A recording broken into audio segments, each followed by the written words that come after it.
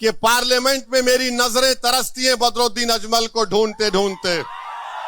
जब जालिम नरेंद्र मोदी की हुकूमत ने हमारी मस्जिद, दरगाह और खानकाहों को छीनने का कानून बना रहे थे, तो मेरा दिल पुकार पुकार कर मुझसे कह रहा था कि काश अगर मौलाना बदरुद्दीन अजमल मेरे बाजू होते तो ये काला कानून नहीं बन सकता था। एक दिन मैं और बदरुद्दीन अजमल साहब इस जमीन की ग़िज़ा बन जाएंगे, ये हकीकत है जिंदगी की। मगर जब हम जाएंगे इस दुनिया से तो कोई ये नहीं कहना कि काश कोई आकर हमको हिलाकर बता देता, कोई हमको जगा देता, कोई हमको हिम्मत दिला देता कि ये वक्त उठने का है, ये वक्त उठने का है, ये वक्त बैठने का नहीं है, ये वक्त लड़ने का है, ये वक्त सीना तान कर अपने हक को मनवाने का है। तुम याद रखो, तुम उस रसूल रहमत की उम्मत हो, तुम उनकी उम्मत हो, तुम किसी से नहीं डरते सिवाय अल्लाह के।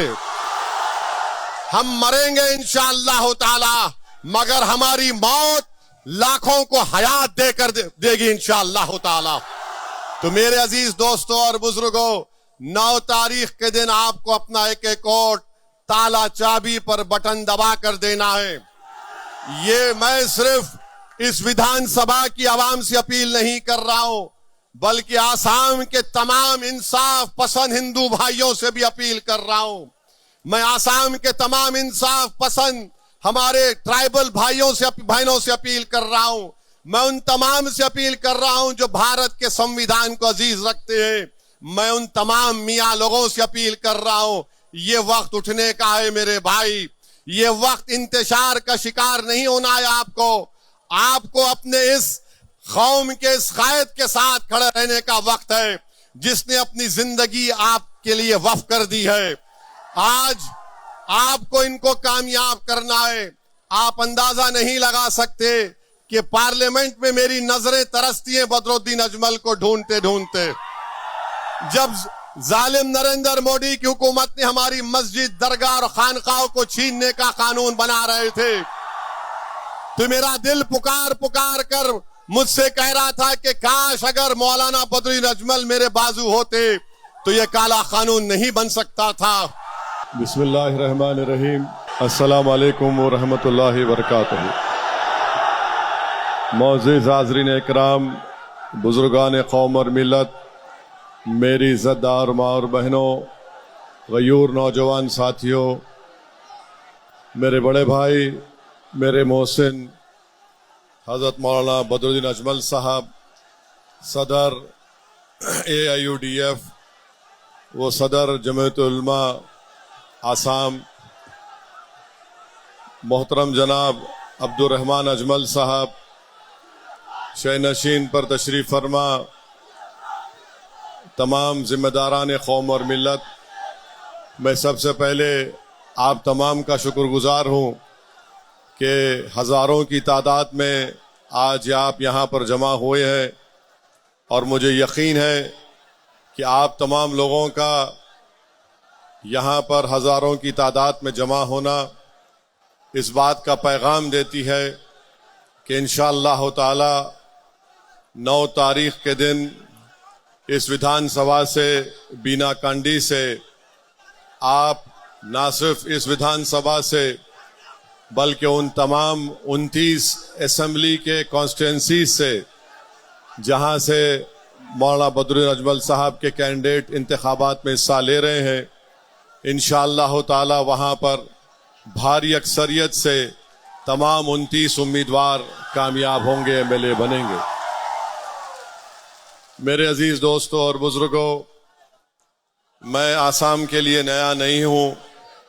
2012 में जब BTDA के इलाके में वहशतनाक और हौलनाक वाक़यात हुए थे, उस वक्त मैं यहाँ पर आया था और हैदराबाद से मैं अपने साथ 10-12 डॉक्टर्स की टीम को लेकर आया था और क़रीब 8 से 10 दिन मैं और हमारे डॉक्टर्स, जिसकी क़ियादत हमारे मरहूम समदी डॉक्टर मज़हर अली खां कर रहे थे, और रमज़ान का मुबारक महीना था, हमको आपकी खिदमत करने का मौका मिला। बहुत से रिलीफ कैंप को जाकर वहां पर उनकी मदद करने का अल्लाह ने मौका था फरमाया था। और मैं उस वक्त देख लिया था कि किस तरीके से मौलाना बदरुद्दीन अजमल साहब, उनकी पार्टी, उनके तमाम दोस्त अहबाब की जिम्मेदारी से काम कर रहे थे। अब मैं यहाँ पर दोबारा आसाम को आया हूँ और मेरे आने का मकसद सिर्फ एक ही है। मैं अपनी ज़ात के लिए नहीं आया हूँ, ना ही मैं यहाँ पर अपनी पार्टी के उम्मीदवारों के वोट मांगने के लिए आया हूँ। मैं यहाँ पर अगर आया हूँ तो सिर्फ इसीलिए आया हूँ कि मेरा मानना यह है कि भारत में ख़ास तौर से मुस्लिम अक़लियत, दलित और आदिवासियों को अगर उनको उनका हक मिलना है और अगर वो इंसाफ चाहते हैं, वो अगर जिल्लत और रुसवाई से बचना चाहते हैं, तो उनको अपनी एक सियासी लीडरशिप को मजबूत बनाना पड़ेगा।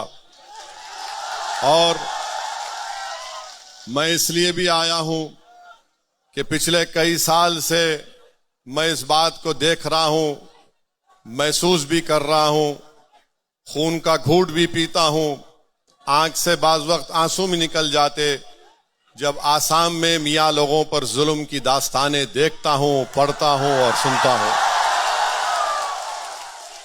और तीसरी बात यह है कि मैंने हमारे बड़े भाई मौलाना बदरुद्दीन अजमल साहब का बयान सुना कि उन्होंने कहा कि असद भाई आप आओ, आकर यहां पर हमारी मदद करो आप। तो मेरे भाई, ईमान का तकाजा ये होता है कि अगर किसी के जिस्म के किसी हिस्से में दर्द होता है, हमारा ईमान उसी वक्त मुकम्मल होता है जब हम आपके दर्द को, आसाम के मियाँ लोगों की दर्द को हम हैदराबाद में बैठकर अगर महसूस करेंगे, तभी हमारा ईमान मुकम्मल होगा। चौथी बात यह है कि बड़ी मुसीबतों से, मुश्किलात से, ईसार और कुर्बानियों से आपने यहाँ पर अपनी एक सियासी लीडरशिप को पैदा किया है। अभी मौलाना बदरुद्दीन अजमल साहब अपने मुख्तसर से खिताब में फरमा रहे थे कि हजरत मौलाना असद मदनी साहब रहमतुल्लाह अलैह की ऐन ख्वाहिश के मुताबिक उनके हुक्म पर इस पार्टी की तश्कील दी गई थी। तो मुझे रोकने की बहुत सी कोशिशें की गई। बहुत से लोग कांग्रेस के भी थे जो मुझसे कह रहे थे कि ओवैसी साहब मत जाओ, आपको जाने की जरूरत नहीं है, फुला ऐसा है। बहरहाल अपने किस्से कहानियां सुना रहे थे। बास कह रहे थे कि आप इलेक्शन के बाद जाओ। मैं ईमानदारी से आपसे कह रहा हूं कि मैंने मदीने शरीफ में रमजान के महीने में नमाज इस्तिखारा किया और मैंने कहा अल्लाह, मैं नमाज अदा कर रहा हूं इस वास्ते के क्या मैं आसाम में जाऊं, और अगर जाऊं तो अजमल साहब की मदद करूं या नहीं जाऊं। अल्हम्दुलिल्लाह अल्लाह सुब्हाना व तआला ने मुझे मौका दिया आपके दरमियान में आने का। और मेरी अल्लाह से दुआ है कि अल्लाह सुब्हाना व तआला आप तमाम पर अपनी रहमतों को, अपने फजल को नाजिल करे और अल्लाह सुब्हाना व तआला आसाम के मुसलमानों की मुसीबतों का खात्मा कर दे। और जो लोग जुल्म कर रहे हैं, अल्लाह उनको इस जुल्म से रोक दे, अल्लाह उनको हिदायत दे। अगर वो जुल्म करते रहेंगे तो फिर अल्लाह उनको देख लेगा इंशाअल्लाह ताला। और कांग्रेस के लोगों से बोल रहा हूं, आप कितना भी कोशिश कर लो, अल्लाह जब तक असदुद्दीन ओवैसी को जिंदा रखेगा, जहां कहीं भी मुस्लिम पॉलिटिकल लीडरशिप को बनाना है, मजबूत रखना है, जिंदा रखना है, मैं हाजिर था और हाजिर रहूंगा इंशाअल्लाह ताला। मैं कोई बड़ा काम नहीं कर रहा हूं। मैं मेरे भाई, बड़े भाई मौलाना अजमल साहब को देखता हूं तो मेरी जबान से बेसाख्ता दुआ के कलमात निकल जाते हैं कि अल्लाह इनको सलामत रखे, अल्लाह इनको सेहत दे और ये आपकी और सही तरीके से, बेलौस तरीके से खिदमत करते रहे। हम तमाम खादिम हैं आपके, हम तमाम आपके गुलाम हैं, हम तमाम आपके नौकर हैं। आपकी वजह से हम यहां पर खड़े हैं। इसमें अल्लाह का करम है, सदका है नबी करीम सल्लल्लाहु अलैहि वसल्लम का, अहले दिल की दुआएं हैं। असदुद्दीन ओवैसी कोई बड़ा आदमी नहीं है, असदुद्दीन ओवैसी आपकी तरह आम आदमी है। अल्लाह ने हमको मौका दिया है और हम आपकी खिदमत करने को आए हैं। जब मैं यहाँ पर आया हूँ तो आपसे एक दरख्वास्त करने आया हूँ, बल्कि मैं पूरे भारत के अक़लियतों की तरफ से, जो इंसाफ पसंद है उनकी तरफ से, अपनी तरफ से आप तमाम से भीख मांगने को आया हूँ कि मेरे भाई इस बार पूरे बदरुद्दीन अजमल साहब के कैंडिडेट्स को कामयाब कर दो। याद रखो पूरा भारत आपकी तरफ निगाहें उठाकर देख रहा है। हैदराबाद के लोग आपकी तरफ देख रहे हैं, महाराष्ट्र, मालेगांव, मुंबई के लोग, औरंगाबाद के लोग आपकी तरफ देख रहे हैं, उत्तर प्रदेश के लोग, बिहार के लोग आपकी तरफ देख रहे हैं और ये देख रहे हैं और ये आपसे कह रहे हैं कि अब की बार तुम इंतशार का शिकार मत होना। अब की बार तुम ना मोदी से ना हेमंत बिस्वा शर्मा से डर कर बैठ जाना। वो पुकार कर तुमसे कह रहे हैं कि असदुद्दीन ओवैसी जाओ, जाकर आसाम के उन गयूर लोगों को बोल दो कि जिनके घरों से बेघर कर दिया गया, अगर हम तुम्हारे साथ खड़े नहीं हैं मगर हम रातों में उठकर तुम्हारे लिए दुआ कर रहे हैं। मुझसे कह दिया कि असदुद्दीन ओवैसी जाओ, जाके आसाम के अपने मियां लोगों से कह दो कि कांग्रेस की मक्कार साजिश का शिकार मत हो। जो मेहनत से आपने अपनी लीडरशिप को तैयार किया है उसको मजबूत करो, उसको मुस्तहकम करो, उसको कामयाब करो।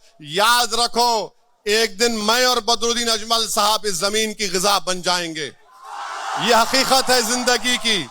मगर जब हम जाएंगे इस दुनिया से तो कोई ये नहीं कहना कि काश कोई आकर हमको हिलाकर बता देता, कोई हमको जगा देता, कोई हमको हिम्मत दिला देता कि ये वक्त उठने का है, ये वक्त उठने का है, ये वक्त बैठने का नहीं है, ये वक्त लड़ने का है, ये वक्त सीना तान कर अपने हक को मनवाने का है। तुम याद रखो, तुम उस रसूल रहमत की उम्मत हो, तुम उनकी उम्मत हो, तुम किसी से नहीं डरते सिवाय अल्लाह के। हम मरेंगे इंशाअल्लाह ताला, मगर हमारी मौत लाखों को हयात देकर देगी इंशाअल्लाह ताला। तो मेरे अजीज दोस्तों और बुजुर्गों, 9 तारीख के दिन आपको अपना एक एक वोट ताला चाबी पर बटन दबा कर देना है। ये मैं सिर्फ इस विधानसभा की आवाम से अपील नहीं कर रहा हूं, बल्कि आसाम के तमाम इंसाफ पसंद हिंदू भाइयों से भी अपील कर रहा हूं। मैं आसाम के तमाम इंसाफ पसंद हमारे ट्राइबल बहनों से अपील कर रहा हूं। मैं उन तमाम से अपील कर रहा हूं जो भारत के संविधान को अजीज रखते हैं। मैं उन तमाम मियाँ लोगों से अपील कर रहा हूं, ये वक्त उठने का है मेरे भाई। ये वक्त इंतशार का शिकार नहीं होना है। आपको अपने इस कौम के इस कायद के साथ खड़े रहने का वक्त है जिसने अपनी जिंदगी आपके लिए वक्फ कर दी है। आज आपको इनको कामयाब करना है। आप अंदाजा नहीं लगा सकते कि पार्लियामेंट में मेरी नजरें तरसती हैं बदरुद्दीन अजमल को ढूंढते ढूंढते। जब जालिम नरेंद्र मोदी की हुकूमत ने हमारी मस्जिद, दरगाह और खानकाह को छीनने का कानून बना रहे थे, तो मेरा दिल पुकार कर मुझसे कह रहा था कि काश अगर मौलाना बदरुद्दीन अजमल मेरे बाजू होते तो ये काला कानून नहीं बन सकता था। मैं आपको जज्बात में लाने के लिए नहीं कह रहा हूं, अल्लाह जानता है। मैं पार्लियामेंट में बैठे बैठे ये महसूस कर रहा था कि काश आसाम के मुसलमान अजमल साहब को कामयाब कर देते, बिहार के लोग हमारे अख्तरुल ईमान को और महाराष्ट्र के लोग मेरे छोटे भाई सैयद इम्तियाज जलील को कामयाब कर देते, तो हम उस काले कानून को रोक सकते थे। मगर खैर, अल्लाह के फैसले अल्लाह जानता है। अब आपको ये दिखाना है कि आप अपना एक एक वोट ताला चाबी पर लगाएंगे। 51 बरस 51 बरस 200 दिन कांग्रेस को सत्ता मिली आसाम में। क्या मिला मियां लोगों को? मियां लोगों को मिला डिटेंशन मिला, मियां लोगों को फॉरेनर्स ट्राइब्यूनल मिला, मियां लोगों को वो तमाम बीटीडीए के वो तमाम मामलात मिले जिसमें हम बेघर हो गए। 51 बरस में वही कानून लैंड ग्रैबिंग का बनाया गया था। कौन था मंत्री? रकीबुल मंत्री थे। उस कानून का इस्तेमाल करके आज ये हेमंत बिस्वा शर्मा जो वक्त का फिरौन बना हुआ है, अल्लाह उसको देख लेगा इंशाअल्लाह ताला। तो कांग्रेस, बीजेपी, मोदी, हेमंत बिस्वा शर्मा, गोगोई ये कभी नहीं चाहेंगे कि तुम्हारी एक आजाद सियासी लीडरशिप पैदा हो जाए। आपको याद दिला रहा हूं, बरसों पहले एक सियासी पार्टी बनी थी, कांग्रेस ने उसको खत्म कर दिया। मुझे बदनाम करते हैं, ये बी टीम है, ये फुला टीम है। सुनो कांग्रेस के दल्लालों, तुम जितनी गाली दे सकते हो मुझे दे दो। मैं तुम्हारी गालियों से और झूठ से मुतासिर होकर घर में बैठने वाले का नाम असदुद्दीन ओवैसी और बदरुद्दीन अजमल नहीं है। तुम जितना बोलोगे हम उतनी ज्यादा मेहनत करेंगे।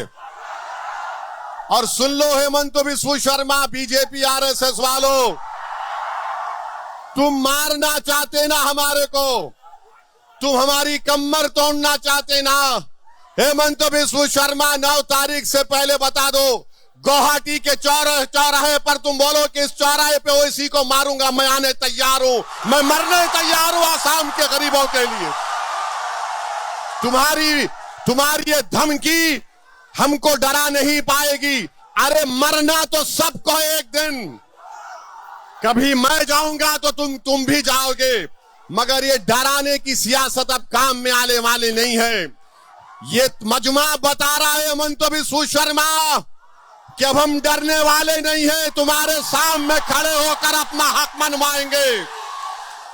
ये मजमा पुकार कर कह रहा है कि जो बेघर हुए हैं इंशाअल्लाह बदरुद्दीन अजमल के उम्मीदवार कामयाब होकर उनके सर पर इंशाअल्लाह अल्लाह ताला छत बनाकर उनको घर देंगे इंशाअल्लाह ताला। ये मजमा पुकार कर कांग्रेस से कह रहा है, ये मजमा पुकार कर कांग्रेस से कह रहा है कि अब 51 बरस के बाद तुम्हारी मक्कारी का शिकार नहीं होने वाले। अब हम अपने मुकद्दर के फैसले करेंगे। अब हम अपने मुस्तकबिल के रास्ते बनाएंगे, चाहे रास्ते में पहाड़ आ जाए, जालिम आ जाए, तूफान आ जाए। जिसके हौसले पाक होते हैं अल्लाह उनको चरागों तूफानों में चराग उनका जला देता है और ये चराग जलेगा इंशाअल्लाह ताला। तो मेरे अजीज दोस्तों और बुजुर्गों, मेरी आपसे एक ही गुजारिश है कि एक एक वोट को इस्तेमाल करो, डरने और घबराने की जरूरत नहीं है। ये कांग्रेस जो आसाम की कांग्रेस है और ये बीजेपी जितने लोग गए ये सब कांग्रेस से गए हैं, ये सब कांग्रेस से गए हैं। यहां से ग्रेजुएशन किए, वहां पर जाकर मास्टर्स की डिग्री लिए बर्बादी और जुल्म करने में। मेरी आपसे गुजारिश है कि मुत्तहदा तौर पर अपने एक एक वोट का इस्तेमाल करिए। अल्लाह मेरी आवाज को उन तमाम इलाकों में अपने फजल और करम से पहुंचा दे। जो कोई भी AIDUF का उम्मीदवार है उसके हक में वोट का इस्तेमाल करिए। कैंडिडेट बदरुद्दीन अजमल नहीं है, कैंडिडेट हर एक आप आदमी है। आप कैंडिडेट है, आप कैंडिडेट है, आप कैंडिडेट है, बल्कि पूरे आसाम का मियां कैंडिडेट है इस इलेक्शन में इंशाअल्लाह ताला। और सुन लो डराने वालों, जब तक मियां जिंदा है दुनिया जिंदा रहेगी। हम जिंदा रहेंगे, मस्जिदों में हय्या अलल सलाह हय्या अलल फलाह कहते रहेंगे। मस्जिद के बाहर आएंगे तो हर मुसीबत पे कहेंगे ला इलाहा इल्लल्लाह। तो अब हमको डरना नहीं है। अल्लाह ने आपको एक क़यादत दी है, इसको नेमत समझिए। ये आपकी क़यादत है, अजमल साहब की नहीं है, मेरी नहीं है। इसको आपने अपने खून पसीनों से आंसुओं से बनाया है। ये अमानत है, अगर हम मर भी जाएंगे तो तुम इस अमानत को अपनी नस्लों में जारी करना, ताकि सुबह क़यामत तक आपकी लीडरशिप बाकी रहे। यही चंद गुजारिशात मुझे आप तक पहुंचाना था। आप यहां पर आए, आपका बहुत बहुत शुक्रिया। और मैं बताना चाह रहा हूं कि कांग्रेस पार्टी ने क्या किया, यहां से लुरिंग ज्योति गोगोई के कैंडिडेट को दिया।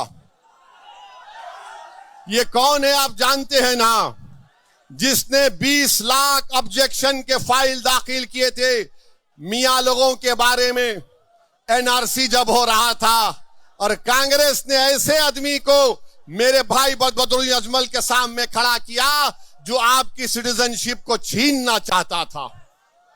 अब आपका काम यह है कि जिसका घर जालिम ने लूटा, जिसको गोलियां मार दी, जिसका नाम निकालने की कोशिश की गई, 9 तारीख के दिन आप बाबा साहिब अंबेडकर के संविधान को इस्तेमाल करके इन तमाम का जवाब आपको देना है। जिसको बेघर किया गया उसका जवाब ताले चाबी पर बटन दबाना, जिसको मारा गया उसका जवाब ताला चाबी पर होठ लगाना, जिसके बच्चों को यतीम किया गया उसका जवाब ताला चाबी पर बटन दबाना, जिसको जेल में डाला गया उसका जवाब ताला चाबी खुफल पर वोट डालना, जिसको तकलीफ पहुंची उसका जवाब क्या होगा, बदरुद्दीन अजमल होगा। जिसको मोहब्बत होगी मियां से, जिसको मोहब्बत होगी मियां से, वो ताला चाबी पर बटन दबाएगा इंशाअल्लाह ताला। तो आप लोग 9 तारीख को क्या करेंगे, क्या करेंगे 9 तारीख को, दूर तक बताइए। क्या करेंगे 9 तारीख को, क्या करेंगे 9 तारीख को, क्या करेंगे 9 तारीख को? तो लगाओ मेरे साथ नारा, नारे तकबीर, नारे तकबीर, नारे तकबीर। अब मेरे साथ नारा लगाओ, मियां जिंदाबाद, मियां जिंदाबाद, मियां जिंदाबाद, मियां जिंदाबाद। अल्लाह सलामत रखे। अस्सलाम वालेकुम।